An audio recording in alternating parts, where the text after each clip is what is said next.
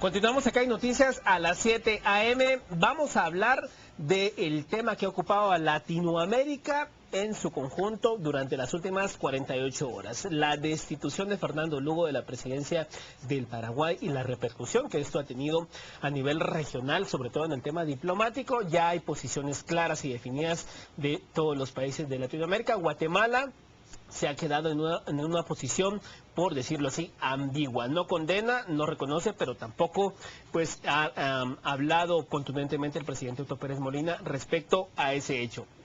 Está con nosotros acá el constitucionalista Óscar Comparini. Él fue magistrado de la Corte de Constitucionalidad como magistrado suplente del año 1996 al 2000. Bienvenido.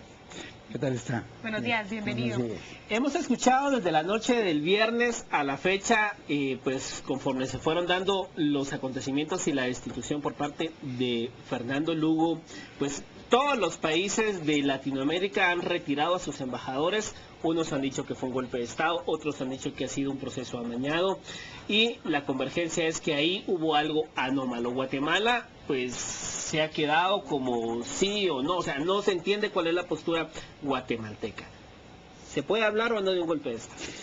Bueno, comencemos por ese punto. Yo creo que la palabra golpe de Estado o la expresión, lo que contiene el golpe de Estado, es muy fuerte para lo que pasó en Paraguay, salvo prueba en contrario. ¿Por qué? El artículo 225 de la Constitución paraguaya claramente establece que el Congreso, que es la Cámara Baja, por decirlo así, con los 2/3 de quienes lo integran, puede someter a juicio político al presidente de la República. No define qué es un juicio político. Lo que sí define es que la acusación del juicio la debe pasar el Congreso al Senado.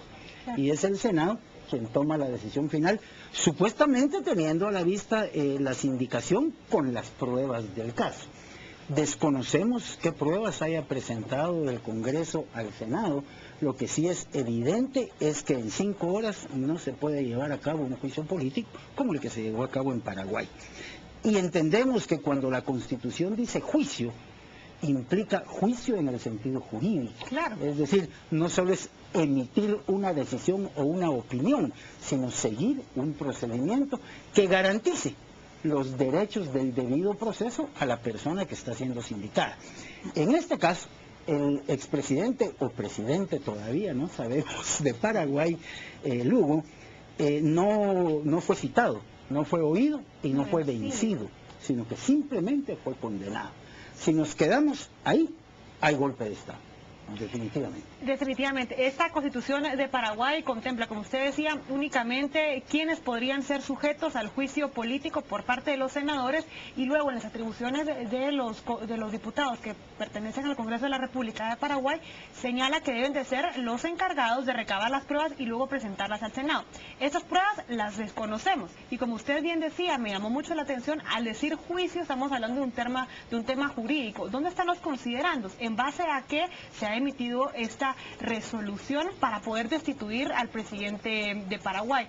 Estamos hablando no de un ministro, estamos hablando, no estamos hablando de cualquier funcionario público, estamos hablando del jefe de Estado de un país.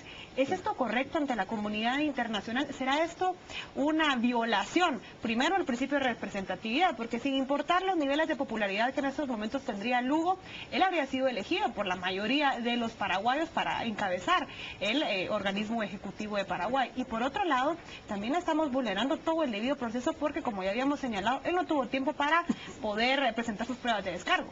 Así es, mire, para mí el debido proceso, que también está regulado en sus principios en la Constitución paraguaya, implica por lo menos, como mínimo, el derecho de audiencia y el derecho de presentar pruebas de descargo. Esos derechos no se les respetaron al señor Lugo. Sin embargo, me llama mucho la atención la declaración inmediata de Lugo cuando sale la resolución del Senado, en el sentido de que acepta heroicamente, dice él mismo, la destitución, cuando, habiendo violaciones tan flagrantes a sus derechos, él podía recurrir al amparo, que también está regulado en la Constitución paraguaya. En materia de amparo. Claro, allá no todo. Por ejemplo, para las decisiones del organismo legislativo, se puede recurrir de amparo solo contra las que no son meramente legislativas, es decir, contra la emisión de una ley, evidentemente no cabe amparo, caben otros recursos, pero contra los actos que no son legislar, sí cabe el amparo. Y no conozco los plazos porque desconozco la ley de amparo de Paraguay, pero entiendo que todavía estará en tiempo el señor Lugo de hacer uso de ese derecho. En tal sentido, y siendo el coronel Pérez Molina, el general Pérez Molina, nuestro actual presidente, el encargado de dirigir la política exterior de Guatemala, yo diría que ha sido prudente y que es correcta su decisión de no precipitarse, por mucha presión que haga la OEA. Si la OEA está acostumbrada a hacer presiones sin investigar, solo siguiendo principios contenidos en tratados de derecho internacional que muchas veces ni siquiera se pueden aplicar al caso.